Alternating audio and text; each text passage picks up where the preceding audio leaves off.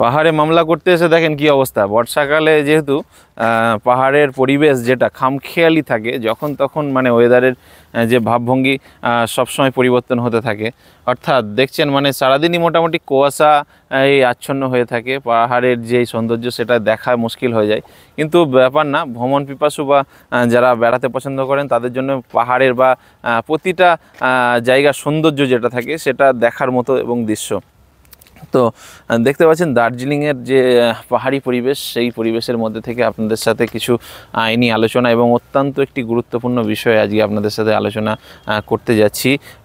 আপনারা সকলে জানেন যে জমি জমা এবং পশ্চিমবঙ্গে মূলত জমি নিয়ে বিভিন্ন সমস্যা লেগে থাকে, মানুষের মধ্যে ভুল বোঝাবুঝি, মারামারি এগুলো চলতে থাকে। এবং জমির রেকর্ড কিন্তু একটা খুব গুরুত্বপূর্ণ জিনিস। আপনাদের অনেকেরই প্রশ্ন থাকে যে দলিল গুরুত্বপূর্ণ নাকি রেকর্ড জমির গুরুত্বপূর্ণ, এসব নিয়ে অনেক বিষয় থাকে। সেই সব বিষয় নিয়ে আমি আগেও আপনাদের কাছে বিভিন্ন ভিডিও বানিয়েছি এবং আপনাদেরকে বোঝানোর চেষ্টা করেছি। কিন্তু মূলত যে বিষয়টা আজকে আপনাদের সঙ্গে আলোচনা করতে যাচ্ছি সেটা হলো যে আপনার জমির রেকর্ড, যেটা ROR বলছে, রেকর্ড অফ রাইটস, সেই ROR যদি আপনার খতিয়ান থেকে কেটে কেউ নিয়ে নিল, অর্থাৎ ইচ্ছাকৃত হলো বা অনিচ্ছাকৃত, কেউ যদি আপনার খতিয়ান বা আপনার রেকর্ড LR রেকর্ড কেটে নিজের নামে করে নেয়, তাহলে কি কি আইনি পদক্ষেপ আপনি গ্রহণ করতে পারবেন এবং ভারতীয় সংবিধান বা এক্সিস্টিং যেসব জমির যেসব আইন রয়েছে সেই আইনে আপনাকে কি রেমেডিস দেওয়া আছে আপনার জন্য, কি কি রয়েছে, আপনি কোথায় যেতে পারেন, কোথায় গেলে আপনার সুরাহা হবে। এবং এগুলোর মূলত আপনাদের সকলের একটা প্রশ্ন থাকে যে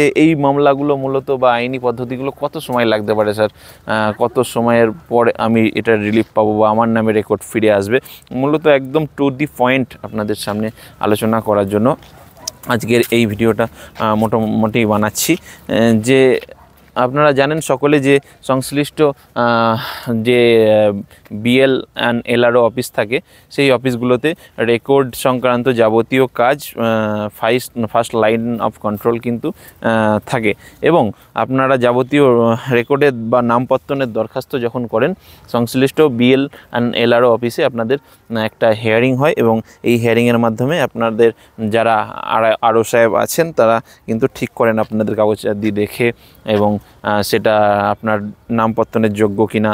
যদি কোনো ফিল্ড ইনকোয়ারি দরকার হয় তাহলে RI সাহেব ইনকোয়ারিতে যান এবং তারপর নামপত্তনগুলো হয়। কিন্তু এই নামপত্তন আপনার হয়তো দীর্ঘদিন আপনার নামে রেকর্ড আছে কোনো সম্পত্তি, এবং এই সম্পত্তি যদি কেটে অন্য কারোর নামে হয়ে যায় তাহলে আপনার করণীয় কী এবং কোথায় কোথায় যাবেন। তো প্রথমেই বলে রাখি, ROR বা নামের খতিয়ান যদি আপনার নামে সম্পত্তি থাকে, সেখানে আপনি হঠাৎ করে একটা দিন দেখলেন যে আপনার নাম কেটে অন্য জায়গায় চলে গেছে, তখনই আপনাকে সংশ্লিষ্ট যে BLRO অফিস আছে, BL অ্যান্ড LRO অফিস আছে, সেখানে গিয়ে আপনাকে কিন্তু একটা মিসকেস ফাইল করতে হবে। অর্থাৎ আপনার যাবতীয় কাগজাদি বা আপনার দলিলপত্র অথবা আপনার রেকর্ডে যে নাম ছিল সেই সব কাগজের জেরক্স দিয়ে কিন্তু একটা আবেদন করতে হবে BL অ্যান্ড LRO অফিসে।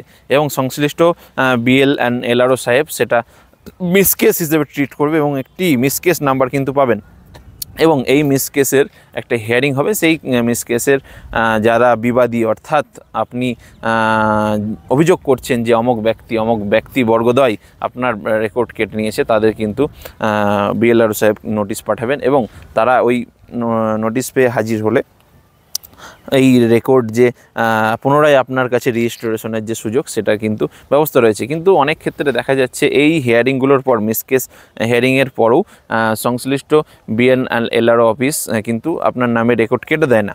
অর্থাৎ আমি বলতে চাইছি বেশিরভাগ ক্ষেত্রে এই অর্থাৎ এই যে রেকর্ড কাটার বিষয়টা বা রেকর্ড অন্যজনের নামে হয়ে যাওয়ার বিষয়টা, এই অর্ডারটা কিন্তু এক্সিকিউশন হয় ওই সংশ্লিষ্ট BL অ্যান্ড LRO অফিস থেকে। তাই জন্য তারা অনেক সময় এইটা কেটে দিতে চায় না।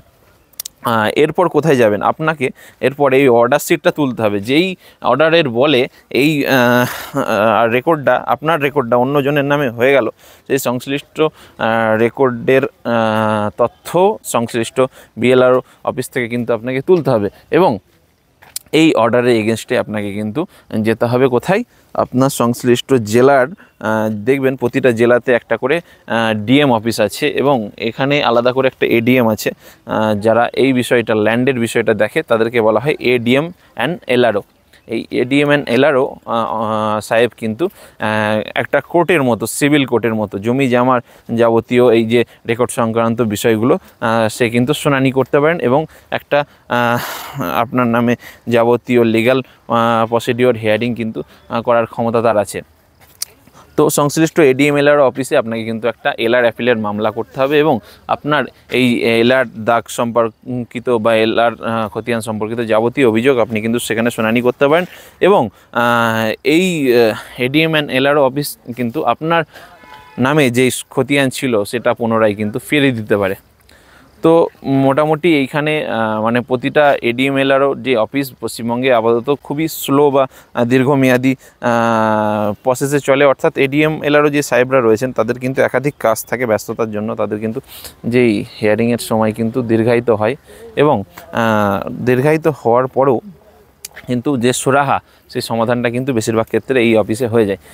এরপরেও এডিএমএলআরও অফিসে যদি এই সুরাহা না হয় তাহলে আপনাকে কিন্তু এর যে হায়ার অথরিটি সেখানে কিন্তু রয়েছে এলআরটিটি কলকাতাতে অবস্থিত। এই এলআরটিটিতে কিন্তু আপনি আপনার অভিযোগ নিয়ে যেতে পারেন, অর্থাৎ অ্যাপিল করতে পারেন। এডিএমএলআর মন মতো বা আপনি মনে বিচার পায়নি তাহলে আপনার কিন্তু অ্যাপিলের সুযোগ হায়ার অথরিটির কাছে যাওয়ার, এলআরটিটি ট্রাইব্যুনালে আপনি কিন্তু গিয়ে মামলা করতে পারেন। তো বুঝতে পারছেন যে পরপর ধাপ, প্রথমে সংশ্লিষ্ট বিএনএলআর অফিসে গেলেন, সেখানে যদি আপনি আপনার বিচার না পেলেন তাহলে আপনি কিন্তু এডিএমএলআর অফিসে যেতে পারেন, অর্থাৎ ওখানে মামলা করতে পারেন এলআর অ্যাপিলের যদি আপনার মন পছন্দের বা আপনি মনে করেন যে সুরাহা হয়নি, সমাধান হয়নি, তা আপনি কিন্তু এলআরটিটিতে যেতে পারেন। তো টু দি পয়েন্ট একদম বিষয়টা বললাম, লাইন অফ কন্ট্রোল কিভাবে হয় বা এটা স্টেপ বাই স্টেপ কিভাবে যেতে হয়। তো যাদের মোটামুটি এই রেকর্ড সংক্রান্ত সমস্যা আছে, পশ্চিমবঙ্গের বেশিরভাগ মানুষের এই সমস্যায় জর্জরিত, তো আপনারা দেরি না করে এই আইনি পথে অবলম্বন করবেন। কারণ আপনি মনে করছেন যে আইনে গেলে অনেকটা সময় লাগবে, কিন্তু আপনি যখনই ভাবছেন বা আপনি যতটা দেরি করবেন কিন্তু আপনি আরও পিছিয়ে গেলেন। আইনের প্রসেসটা কিন্তু সেই একই টাইম টেকিং বা দীর্ঘমেয়াদী হবেই। তো দেরি না করে যত তাড়াতাড়ি সম্ভব আপনাদের এই রেকর্ড সংক্রান্ত যাবতীয় সমস্যাগুলো আইনের আওতায় নিয়ে এসে বিচারের মধ্যে ফেলবেন এবং আপনার সমস্যাগুলো দ্রুত মিটিয়ে নেবেন।